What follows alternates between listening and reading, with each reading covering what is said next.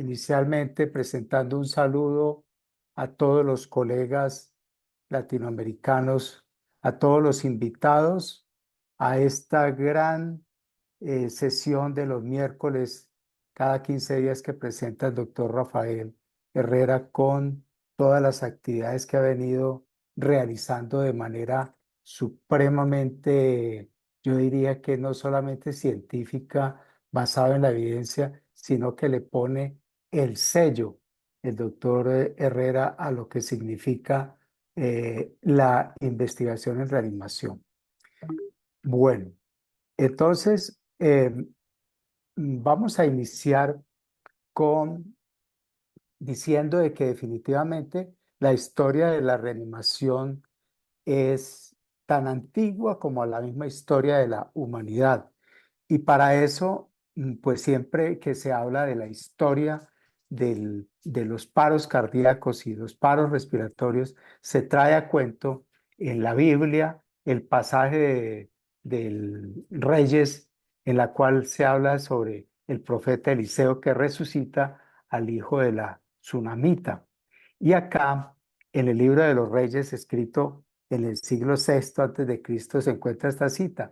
Entró pues Eliseo a la casa y halló al niño muerto sobre su cama. Entrando él entonces cerró la puerta detrás y oró a Jehová. Después subió y se tendió sobre el niño, poniendo su boca sobre la boca de él, sus ojos sobre sus ojos y sus manos sobre las manos. Y así se tendió sobre él y el cuerpo entró en calor. La Biblia refiere que el niño fue efectivamente reanimado por estas maniobras que, como muy bien lo dice el doctor Herrera en una revisión que hace sobre historia del paro y que hoy la compartió, él precisamente toma en cuenta cómo aprende el cerebro. Y el cerebro aprende por mentefactos. El cerebro aprende de manera ordenada. Entonces, me llamó la atención que en esa síntesis que hace el doctor Herrera, habla precisamente de la respiración, que inicialmente la reanimación comenzó dándole énfasis a la respiración. La falta de ese aire que da la vida era lo más importante desde la antigüedad. Ahora, hay que ver también desde la antigüedad, por ejemplo, el papiro de Ebers, que nada menos que data de 1550 años antes de Cristo. Inclusive los historiadores refieren que tiene material desde 3000 años antes de Cristo. Y fíjense que este papiro egipcio dice que definitivamente el corazón es el centro de la vida y de la conciencia. Entonces, por un lado, la parte respiratoria que vimos con el profeta Eliseo, por otro lado, la parte circulatoria a través del órgano maestro del sistema cardioémico, que es el corazón.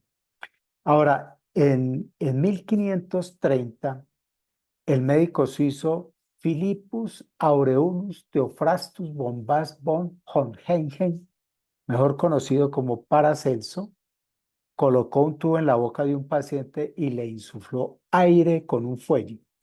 Recuerden que Paracelso es famoso por la frase de que nada es veneno, todo es veneno, depende de la dosis. Y interesante saber por qué él se puso Paracelso. Algunos dirán, no, pues es que el nombre era muy largo pues eh, sucede que hubo un gran médico en el primer siglo después de Cristo, llamado Celso, que jugó un papel muy importante en la medicina grecorromana. Y prácticamente él desarrolló todo lo de Hipócrates y lo de Galeno, pero lo que tomó este gran sabio en la época en que existían los sabios, el nombre de él es que para significa por encima. Entonces él quería decir que él estaba por encima de Celso. ¿Y por qué decía esto para Celso? Porque él decía que definitivamente el tiempo había cambiado, los conocimientos eran diferentes y él podía hacer muchas cosas que en la época de Celso no se hacían. Él también decía que no es el título el que hace al médico, sino el conocimiento de la naturaleza y la experiencia. Y definitivamente los hombres dedicados en cualquier rama de la ciencia a la observación y a la experimentación son los que contribuyen al desarrollo de la ciencia. En 1543, Vesalius, Andreas Vesalius, fue el médico de los reyes Carlos V y Felipe II. Fíjese que hizo un experimento muy importante. Comunicó la tráquea de un perro con un sistema de fuelles para suministrar ventilación artificial. Retomando, la parte del aire era supremamente importante en la antigüedad para volver la vida. Este es un experimento en animales, pero como vamos a ver, siempre antes de que los experimentos se hagan en seres humanos, se hacen en animales. Y en el siglo XVIII, desde el año 1700, hay una organización mundial que ha sido muy importante y es una sociedad de humanistas de Ámsterdam, Copenhague, Londres, Massachusetts, y recomendó la aplicación de la respiración boca a boca a todas las víctimas de ahogamiento. Y con eso ustedes supieran cuántas vidas se salvaron. Esta asociación la integran personajes de más de 80 países y fue muy importante para darle la trascendencia de cómo a tiempo se puede salvar una vida. Especialmente ellos iniciaron con el salvamento a los semiahogados. Ahora vamos a ver las historias en reanimación, cómo, cómo el ser humano trató de comprender y qué maniobras hizo para tratar de sacar a un paciente adelante. La mayoría de veces fracasó, pero así con el ensayo y el error llegó a tener lo que hoy podemos decir que en sitios donde se haga de manera oportuna pueden tenerse altas tasas por encima del 45% de sobrevida después de un paro, especialmente si es presenciado. Entonces, fíjense que hubo la técnica de inversión. Ustedes la pueden ver acá, que consistía en colgar de los pies a la víctima. De esta forma se hacían movimientos hacia arriba y hacia abajo para tratar de darle movimiento a la persona o dándole azotes en el tórax, como para hacer mover al corazón. O la técnica del barril, que se aplicó en 1773.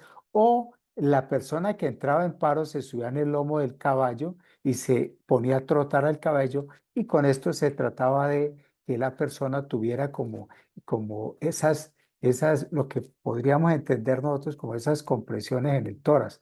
O sea que estas pues son anécdotas, ¿cierto? De lo que hizo la humanidad para tratar de sacar a un paciente del paro. Este hombre fue el, el hombre más importante eh, desde el punto de vista de la intubación orotraqueal.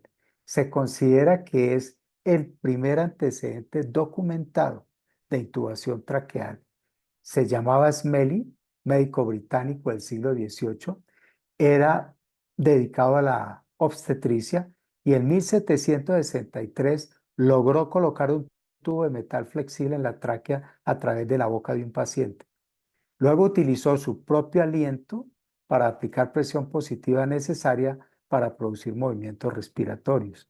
Fíjense que, como decía en su exposición el doctor Herrera, en la importancia de tener en cuenta el oxígeno, oxigenar al paciente.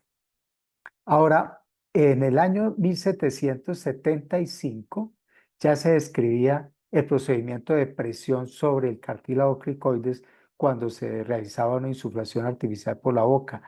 ¿Por qué? Porque definitivamente se había encontrado este hombre, Jean-Jacques Joseph Leroy, realizó este procedimiento y él encontró barotrauma en los pacientes, que uno, viendo la cantidad de pacientes que se insuflaban con fuerza, uno podría decir que más que barotrauma era volutrauma, pero muchos de esos pacientes terminaban en neumotoras, ¿sí? Pero él lo describió en 1827. Ahora, en 1857 se deja de dar compresión, de dar estas ventilaciones y se pasa a dar compresiones, pero de una forma como por sentido común, por ejemplo, apretando entre el tórax y el abdomen en posición supina. Entonces fueron varios, por ejemplo, el método de Sylvester en 1861 se introducía la técnica de compresión torácica en decúbito supino con los brazos levantados. Así hay varios, el método de Schaffer, que es en el paciente en decúbito prono, haciéndole compresiones, pero en el dorso, entre la región lumbar y el dorso. Los métodos de Howard y de Sylvester, que eran con compresiones con el paciente en supino, con los brazos hacia arriba. Y este método de compresiones en prono con los brazos levantados, que se denominaba el método de Holger-Nielsen. De todas maneras, el pronóstico de estos pacientes, pues, no era el mejor. Aquí traigo esta pintura de Lamento por Ícaro de Herbert Draper. ¿Por qué? Porque en la mitología griega, Ícaro se expuso al sol y él llevaba unas alas de cera y pues se le derritieron y cayó en paro cardíaco al mar y pues lógicamente falleció. Y lo traigo porque el paro cardíaco extrahospitalario definitivamente era un suceso en la antigüedad sin esperanza de vida. Era muy, pero de muy mal pronóstico. En 1878, Rudolf Venn ya realizaba la técnica de compresión cardíaca, pero con tórax abierto, antes de que fuera descrita oficialmente. O sea, este fue un pionero con dar masaje cardíaco con tórax abierto. Y Friedrich March, que se reconoce como el hombre que en más de 40 pacientes reportó resultados inclusive de sobrevida transitoria con aplicación de compresiones torácicas externas. Pero como no, de esos 40 la sobrevida definitivamente era muy poca, o sea, aparentemente salían del paro, pero fallecían. Esta técnica fue olvidada por más de 70 años hasta 1959, pero se considera de Friedrich Marx como el primer masaje cardíaco en el año 1892. Tengamos en cuenta esa fecha, 1892. Ahora, Albert Hoffa y Carl Ludwig, ellos en el siglo XIX describieron la fibrilación ventricular, pero esta no fue reconocida como causa de muerte súbita cardíaca.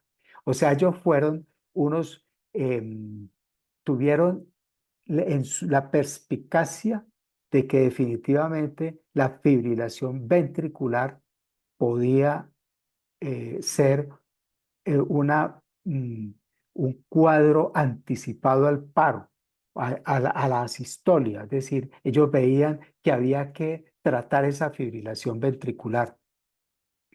Y en 1899, McWilliams estudió los efectos de electricidad en corazones de mamíferos y manifestó que la muerte no se asociaba directamente a que el corazón se detuviera, sino a la presencia de movimientos fibrilatorios. Recuerden ustedes que a través de la historia, la humanidad tiene el gen egoísta de la arteriosclerosis. La principal causa de muerte a través del tiempo de la humanidad ha sido el infarto. ¿Y por qué se produce el infarto? Porque definitivamente se rompe la placa, se produce un trombo y que no es reperfundido ese vaso. ¿Y cuál es la primera manifestación que ocurre después del continuum del paro? Después de que hay un infarto, lo primero que ocurre es una taquicardia ventricular sin pulso que es transitoria. Luego el corazón entra en una fibrilación ventricular que dura aproximadamente 8 minutos. Si no se le hace nada a ese corazón, luego entra una actividad eléctrica sin pulso de tipo complejo ancho, o sea, como un ritmo idioventricular, y finalmente termina en una sistolia. Pero recuerden que la fibrilación ventricular en los pacientes que se infartan es una manifestación casi que común. Por eso es que cuando un paciente tiene un infarto, lo que hay que hacer y que ocurre más frecuentemente fuera del hospital, lo que hay que hacer es desfibrilarlo, porque es el paro más frecuente a nivel extrahospitalario. Esta pintura de, de Luc Olivier Merson, exhibida en Niza, Francia, representa la muerte de Filipides tras haber corrido 40 kilómetros de maratón a Atenas para reportar que los griegos habían ganado la batalla sobre los persas en el año 490 a.C. Corrió 40 kilómetros, apenas llegó, cumplió el mensaje, se murió, falleció. ¿Y eso por qué? Pues muy probablemente por un estrés, ¿cierto? Recuerden ustedes que también el infarto ocurre cuando hay flujo turbulento. Y el flujo turbulento golpea el endotelio y ahí es que se rompe la placa y se produce el trombo. Y esto se conoció no hace mucho, porque antes se creía que era que la placa tapaba toda la luz del vaso. Hoy en día, y lo demostró Sergei Glagov, hoy en día se sabe que no es que la placa cubra completamente la luz del vaso, sino que la placa se rompe al ser golpeada por los elementos formes de la sangre cuando hay flujo turbulento y al romperse se expone ese material a todos los elementos formes de las plaquetas y se forma un trombo. En muchas ocasiones es lisado, pero en otras no. Y ahí es que se produce este caso en el cual lleva a la muerte. En la década de 1890, fíjense los descubrimientos que se hacen. Al final del siglo XIX, descubren la epinefrina, que en el año 1906 es utilizada en pacientes en asistolia, la administración de líquidos intravenosos, los grupos sanguíneos por la Steiner en Viena y la invención del electrocardiógrafo por William Einthoven, al cual le haremos un reconocimiento más adelante. Y en 1901 es una noticia espectacular. ¿Por qué? Porque hay quienes señalan que en este año se marca el inicio de la reanimación cerebrocardiopulmonar moderna con la descripción del primer masaje cardíaco con tórax abierto de manera exitosa por un médico cirujano noruego llamado Christian Ilkesrud a partir de un paro inducido por anestesia. Entonces, fíjense que este año 1901 marca el inicio de lo que es la reanimación exitosa.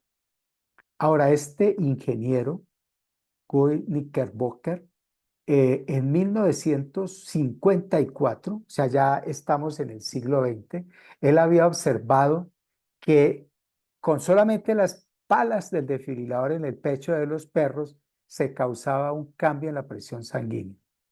Sucede que estaban experimentando con el animal y de pronto el animal hizo paro cardíaco, pero el desfibrilador estaba 5 pisos abajo. Entonces, ¿qué pasó? Que comenzaron a hacerle compresiones al perro, ¿sí? Y eso tomó un tiempo mientras subieron el desfibrilador, más o menos 20 minutos, o sea, 20 minutos de compresiones, 4 veces más el tiempo de un intento exitoso anterior. Y después de que llegó el desfibrilador, se dieron 2 descargas y el perro cobró vida. Entonces, ¿esto qué significa? Que definitivamente es muy importante antes de que llegue el desfibrilador hacer compresiones torácicas. ¿Para qué? Especialmente, por un lado, para mantener vivo el tejido cerebral, ¿cierto? Porque si no, el tejido cerebral no tiene ninguna reserva de oxígeno. Entonces toca darle las compresiones para que haya flujo hacia el cerebro. Y más adelante el corazón sí tiene cómo resistir la hipoxia a través de los cuerpos cetónicos y todo lo que, inclusive puede resistir hasta 15 minutos. pero el cerebro no. Por eso es tan importante las compresiones. Y esto llevó a redescubrir el masaje cardíaco externo, actualmente llamado compresiones torácicas, y luego fue reincorporado en cuidados del paciente en 1980 por otro ingeniero, Cowenhoven, que trabajó, pues Cowenhoven incluso era más joven que Knickerbocker, pero fue el hombre que definitivamente aprovechó todo este conocimiento de la electricidad para combinar las compresiones torácicas con las descargas eléctricas. Y vamos a hacerle un homenaje a William Einthoven.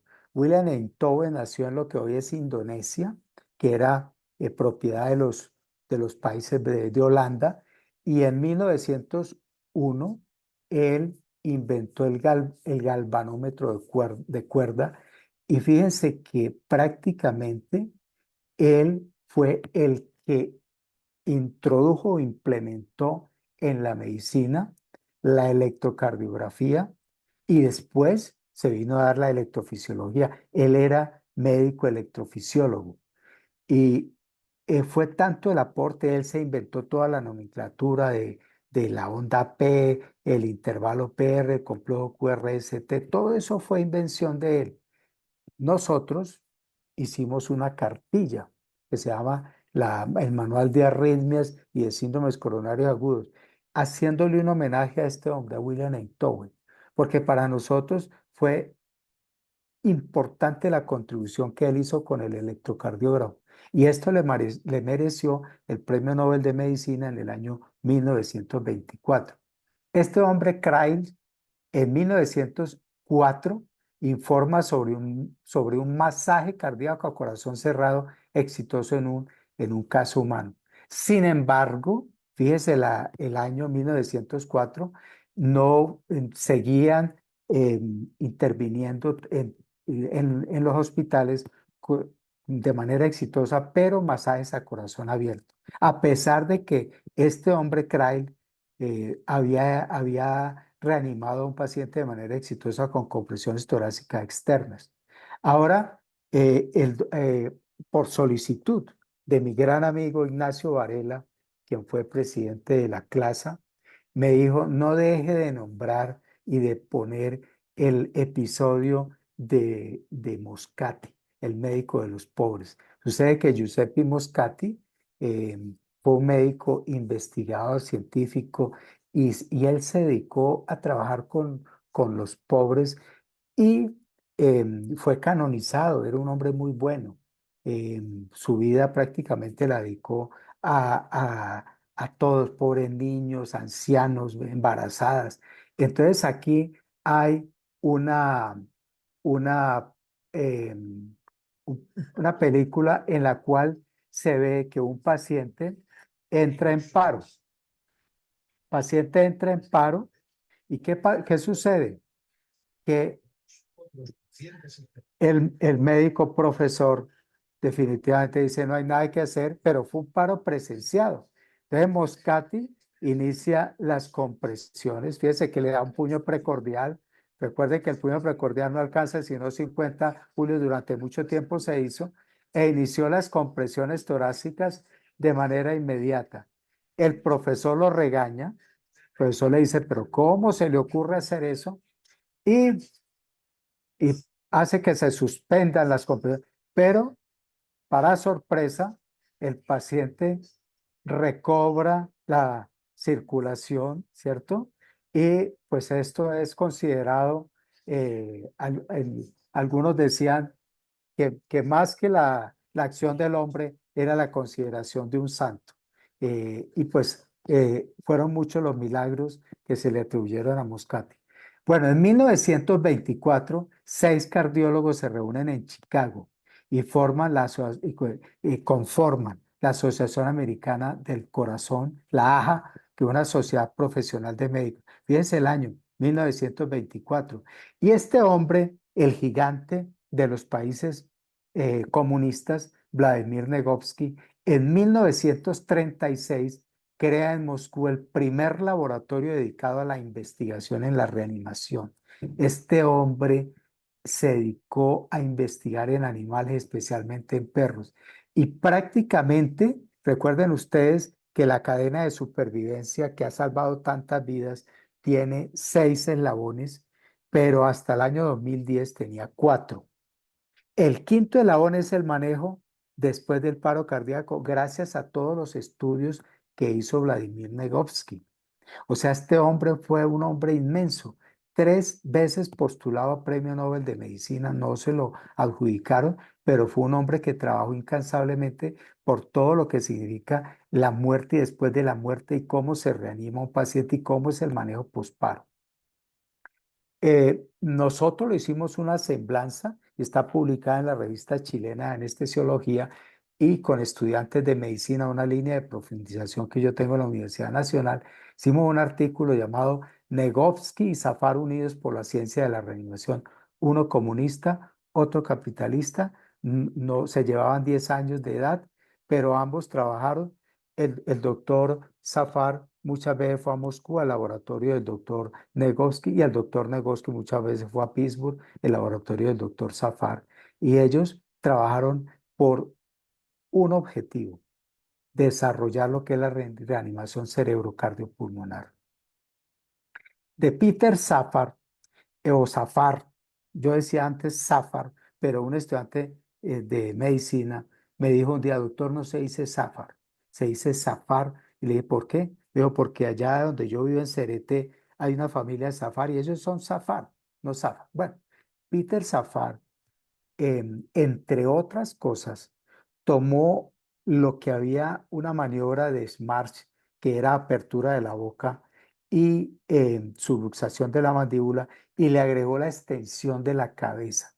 Con esto alinear los 3 ejes de tal manera que ese paciente, recuerden ustedes que todo paciente que pierde la conciencia, todos los músculos esqueléticos se relajan, excepto los expiratorios abdominales, pero de resto todos. Y un músculo esquelético se llama el geniogloso, que se origina en la lengua y se inserta en la mandíbula. Y al relajarse, obstruye el paso de la vía aérea. Y con esta maniobra se logra permeabilizar la vía aérea. ¿Sí? Aquí tenemos, esta es la maniobra pues de SMART, pero agregando la extensión, es la triple maniobra de Peter Safar y esta maniobra que es la maniobra frente-mentón o maniobra americana y la otra maniobra lateral que es una mano en la frente y la otra detrás del cuello para permeabilizar la vía aérea que se pueden hacer, no como la de Zafar que se hace estando el reanimador detrás de la víctima, sino estando el reanimador de lado, se hace la maniobra americana como esta frente-mentón o la maniobra europea, una mano en la frente y otra detrás del cuello. Vladimir Vygotsky aplicaba compresiones torácicas externas y desfibrilación en perros sometidos a hipotermia e introdujo los conceptos de estado agónico, muerte clínica, enfermedad por reanimación, prácticamente todo lo que se llama manejo del síndrome postparo cardíaco. Este otro hombre, Claudio Beck, un cirujano cardiovascular, eh, de él es esta frase: hay corazones demasiado buenos para morir. Y él, fíjese lo que hizo. En una joven de 14 años, durante una cirugía que se le estaba corrigiendo una deformidad del esternón, presentó una arritmia en el momento del cierre de la herida quirúrgica y entró en paro. Entonces se abrió nuevamente el tórax, se identificó que el corazón estaba fibrilando, se realizó masaje cardíaco directo mientras se alistaba el desfibrilador y se le administraron 2 descargas y se restauró el pulso. Y el paciente sobrevivió sin secuelas neurológicas. O sea, Claudio Beck de esta manera pudo comprobar que definitivamente la desfibrilación era el tratamiento para la fibrilación ventricular. Y con la Universidad Nacional y con la Sociedad Colombiana de Anestesia, nosotros eh, elaboramos un libro llamado Temas Selectos de Reanimación Cerebrocardiopulmonar, que está en Amazon, vale $11. Y este libro trae varios capítulos, pero hay un capítulo muy interesante que se llama ¿Cómo investigar en reanimación? y el cual, pues, si ustedes pueden tener acceso, sería muy importante. ¿Cómo investigar? Pero pues tiene reanimación en niños, reanimación en paciente obstétrica, reanimación en neonatos, reanimación en trauma, en fin. En 1950, un neumólogo llamado James Elam le ayudó a zafar en varios experimentos en voluntarios sanos que inducían el paro respiratorio y se reanimaban inclinando la cabeza hacia atrás, o sea, permeabilizando la vía aérea, empujando la mandíbula hacia adelante, o sea, subluxación de la mandíbula y dándole ventilación boca a boca. Y esto fue publicado en el año 58 y en el año 61 en el Journal of the American Medical Association. Y Peter Safar, en el año 58, él decía que definitivamente había que aprenderse mnemotecnias, porque el cerebro tiene un fenómeno que se llama inhibición retroactiva, que hace que a las personas lo nuevo le borra lo que ha aprendido. Entonces él hablaba del ABC, que era lo primero que hay que hacer en la calle cuando un paciente entraba en síncope, y que eso era una maniobra muy sencilla que no necesitaba ningún aparato, con la mano y con la boca. Luego la D, la E y la F. La A pues es airway, la B es breathing, la C es circulation, la D es drogas, la E es electro y la F es fibrilación. El manejo en el hospital, pues que ya habían medicamentos, pues se pueda acceder a una vía venosa y habían los aparatos. En ese momento, en el año 58, no había defibrilador para la comunidad, el DEA. El DEA viene a salir en el año 78, 79. Y hablaba además del GHI, que es el manejo G es el Gaugen, H es hipotermia y es cuidado intensivo. Y él decía que así como se preserva la carne, por ejemplo, en la nevera con el frío para que no se dañe, así la hipotermia bien controlada, terapéutica, podía hacer paralizar el daño a nivel de las neuronas y que el cerebro no entrara en ese daño que se produce en la situación posparo. Entonces, este fue un hombre supremamente em, importante para la reanimación, así como Negovsky en los rusos, Zafar para nosotros. Y él también fue 3 veces postulado Premio Nobel de Medicina. Y eso que él decía el ABC, luego le agregaron la D cuando salió el DEA, y entonces el ABCD que estuvo hasta el año 2010, del cual se cambió la secuencia por CABD. Y la principal explicación que decía el doctor Charles Soto, un anestesiólogo que trabaja con la AJA, es que cuando una persona eh, pierde el conocimiento y entra en paro, el oxígeno está en los pulmones, el oxígeno no ha salido, entonces lo que hay que hacer es darle circulación. Entonces se cambió esa secuencia ABC por CAB, pero fíjense que esto ha ayudado para que la persona recuerde fácilmente. Y luego el D, E y F se convirtió en el ABCD secundario, la A que es asegurar la vía, la B que son las tres cosas, darle el volumen corriente de 7 S por kilo, frecuencia respiratoria 10 por minuto, relación inspiración-expiración de 1 a 1. Y luego de la B sigue la C y en la C del ABC secundario son 4 cosas.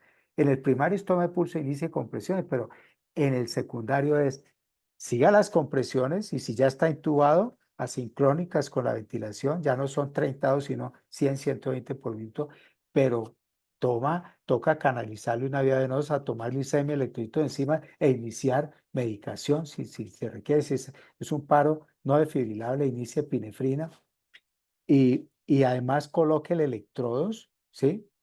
Y esto es el C. Y la D, que en el primario, en el CABD primario, es la defibrilación, en el secundario es el diagnóstico diferencial. Primero 4H, 4T, 5H, 5T, 8H, 8T. Hoy en día estamos 9H, 9T. Y la GHI es lo que hoy se conoce como el manejo posparo cardíaco que se hace en la unidad de cuidado intensivo. Y esto ha servido para trauma. Entonces, en el trauma se habla del ABCDE, ¿sí? Y se habla de ya inclusive de la F, que es el FAS, que es el que nosotros también conocemos como POCUS, pero el FAS pues es una forma rápida de identificar causas que producen paro. Bueno, miren esta fecha, 1950. La AJA publica Circulation, la revista científica que informa a médicos e investigadores y otros sobre todas las investigaciones alrededor de la reanimación. Recuerden que hay dos ejes que hacen investigación fuerte y que se publica, los americanos en Circulation y los europeos en Resuscitation.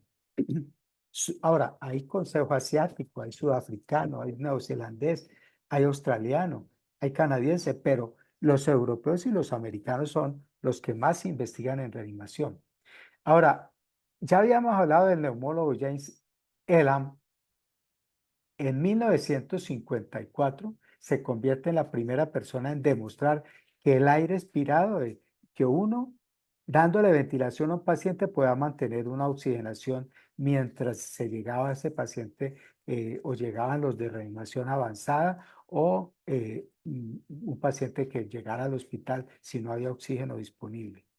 Este hombre, Paul Sol, inventó el primer desfibrilador, pero el desfibrilador que él inventó era con corriente alterna, o sea, él no hablaba de julios, sino de amperios. En 1947, él era un médico de Harvard, trabajó en el Hospital General de Massachusetts. Y gracias a toda la investigación que hizo Paul Sol, este otro hombre llamado Bernard Lowell, este hombre fue el que cambió, cogió, mejoró lo que ha hecho Paul Sol y entonces ya hizo el desfibrilador de corriente continua. Y se inventó el nombre de cardioversión, cardiovertir. Este hombre fue otro, así como había hablado yo de Moscati, un humanista, este hombre también. Y tiene un libro espectacular que se llama El arte perdido de curar. Fue premio Nobel de Paz en 1985 junto con un ruso por haber defendido a la humanidad contra las bombas nucleares. Entonces, fíjense que los médicos podemos no solamente contribuir con hacer las cosas buenas de lo que hacemos en el quirófano, sino que hay muchos otros más personajes grandes que han hecho cosas que inclusive muchos ni sabían de este hombre tan importante. Bueno que se lean este libro, El arte perdido de curar, escrito por esta eminencia. En 1957, el equipo de Cowen, que era ingeniero, James Jude, que era médico cirujano, y Knickerbocker, revela el prototipo del primer desfibrilador portátil, ¿sí? Desfibrilador de tórax cerrado que se utilizó en el hospital de Hopkins. Y ahora pasemos a Annie, la desconocida del seno. Fíjense que esto fue en la década de 1880 que se encontró a una joven, mm, muy joven, 23, 24 años, que apareció flotando en el río Sena. Todo parecía indicar que se trataba de un suicidio. Se sacó, miren la carita de ella y las manitos, y esto le valió eh, para que se utilizara. Miren lo que ha hecho eh, personajes. Aquí Eder Zamarrón, que es un intensivista mexicano, habla de la música aplicada en los primeros auxilios. Entonces, recuerden a Michael Jackson, que ha sido un fenómeno, que fue un fenómeno, un hombre supremamente creativo. Pues sucede que él en una canción detrás está la cara de Annie y decía, ¿Are you okay? Lo que uno hace cuando uno encuentra. Parece ser que Michael Jackson hizo un curso de reanimación y él decía que definitivamente había que difundir esto. Y tiene toda una canción que demora como 10 minutos y en el cual repetitivamente, ¿Are you okay, Annie? ¿Are you okay, Annie? ¿Are you? Y eso es lo primero que se hace cuando uno, después de asegurar la escena, decir, ¿cómo está usted, señor? ¿Cómo está usted, señora? Y esto ha servido para que ese maniquí que se hizo por otro hombre grande, un hombre grande llamado Asmund Laerdal en Noruega, en la década del 40, comenzó este hombre a fabricar equipos y simuladores, maniquíes, y inicialmente fueron juguetes de madera, pero luego adoptó en plástico blando y es lo que conocemos y él tomó a la figura de Annie, tanto de la carita como de las manos, y es lo que llamamos Annie cuando está completa o mini Annie cuando es el torso solamente, ¿cierto? En 1962, en Pittsburgh, donde trabajaba Peter Safar, se realiza el primer simposio internacional de reanimación, donde se conceptúa el sistema de la reanimación cardiopulmonar y cerebral con la aplicación de medios orientados a qué, al cerebro, a la protección cerebral. Nada se vale sacar una persona eh, si de todas maneras va a tener un compromiso serio en su cerebro. A pesar de que después se habló de que prescindir de la palabra cerebro y que sirviera para como rescate de órganos, como donante de órganos, un paciente reanimado, pero el objetivo principal de los reanimadores es que esa víctima pueda volver a integrarse a la comunidad. Y el cardiólogo Leonard Sherlis funda el Comité RCP de la AJA en el año 63. Y ese año 63 la AJA aprueba formalmente la RCP. En el 72 en Seattle, el cardiólogo Leonard Cobb de la Universidad de Washington lanza Medic 2, que es el primer programa masivo de capacitación para toda la gente. Y durante sus primeros 2 años el programa capacita a más de 100.000 personas. Es esa labor tan descomunal de este hombre. En 1966 es el año en que la Academia Nacional de Ciencias y el Congreso del Consejo Nacional de Investigación sobre Reanimación Cerebrocardiopulmonar de los Estados Unidos recomienda que se enseñe la compresión cardíaca externa de acuerdo a las normas de la Asociación Americana del Corazón. En el 1973 se realiza la segunda Conferencia Nacional sobre Normas de RCCP y Manejo Cuidados de Emergencia, y en el 75 la AJA publica el primer texto de soporte cardiovascular avanzado, el ACLS. En 1981, en el condado de Keene, Washington, se inicia un programa para proporcionar instrucciones telefónicas. Entonces, la persona llama al número de emergencias y allí le indican lo que debe hacer. Y luego ya el desarrollo de la reanimación en niños. En el 83 para pacientes pediátricos y neonatos. En el 88 la Academia Estadounidense de Pediatría y la AJA presenta los primeros cursos de PALS, de BLS pediátrico y de PALS, Pediatry Advanced Life Support. Y esta mujer, Mary Newman, es el cerebro que se ideó la cadena de supervivencia, con los 4 eslabones: primero asegurar la escena, avisar, pedir ayuda, iniciar las compresiones, tercer eslabón defibrilar y cuarto eslabón el soporte vital avanzado. Pero a ella no se le dio el reconocimiento. La AJA en el 91 publica la cadena de supervivencia y no la nombra. Hasta 10 años después se le da el mérito a la doctora Newman, como sucede o ha sucedido a través de la historia con las mujeres. Esta fue la publicación que sacó la AJA con Richard Cummings, Ornato, Ties, Pepe. En ningún momento salió la doctora Mary Newman. Y la doctora Mary Newman tenía una frase muy célebre: la cadena es tan fuerte como el eslabón más débil. Si no se avisa, si no se dan buenas compresiones, si no hay un desfibrilador, si después de que se desfibrila el paciente no se hace el seguimiento con el ABCD secundario, pues esa cadena es muy débil. O sea, la cadena es tan fuerte como el eslabón más débil. Frase de la doctora Mary Newman.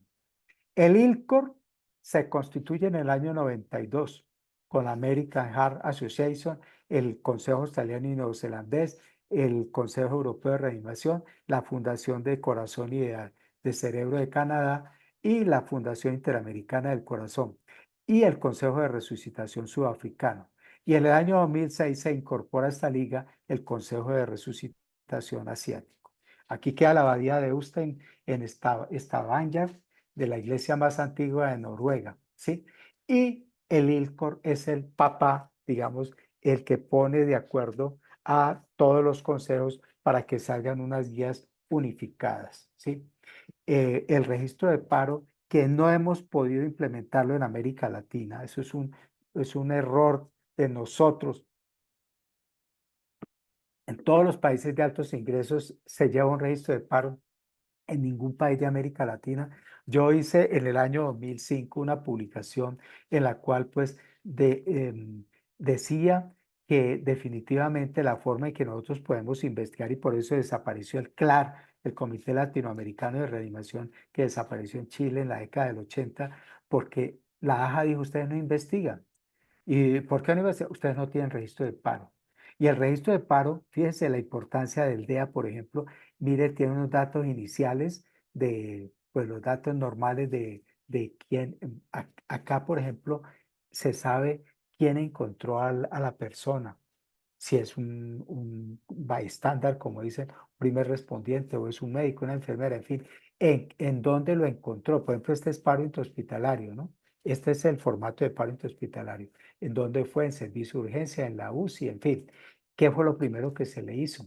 Si fue paro presenciado o no, si era paro respiratorio o solamente paro cardíaco, si el paciente estaba hospitalizado, la causa precipitante, qué intento de resucitación se hizo.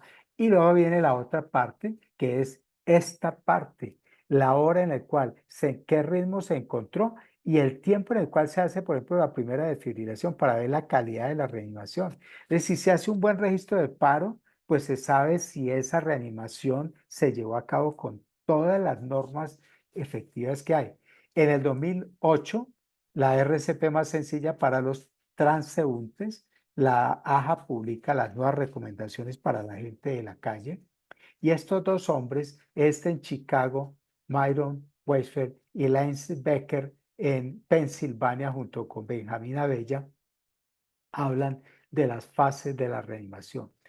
Fase eléctrica en los primeros 4 minutos. ¿Y cómo fue esto? Yo hablé con el doctor Weisfeld en Chicago en el año 2010. Él decía: todos los pacientes que hacían paro, inmediatamente ellos le hacían autopsia y veían que durante los primeros 4 minutos todavía hay sangre en las arterias. Después de que una persona lleva más de 4 minutos de paro, las venas se llenan de sangre y las arterias se colapsan. Entonces, ¿qué pasa con el ventrículo derecho? El ventrículo se llena de sangre, desvía el septum y colapsa el ventrículo izquierdo.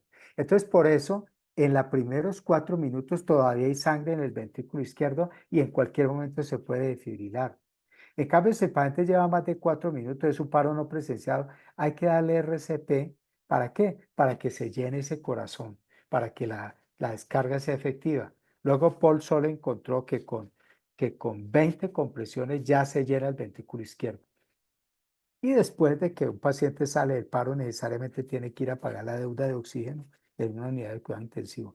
Todo reanimador tiene que saber que hay 3 fases: la fase eléctrica, circulatoria y metabólica.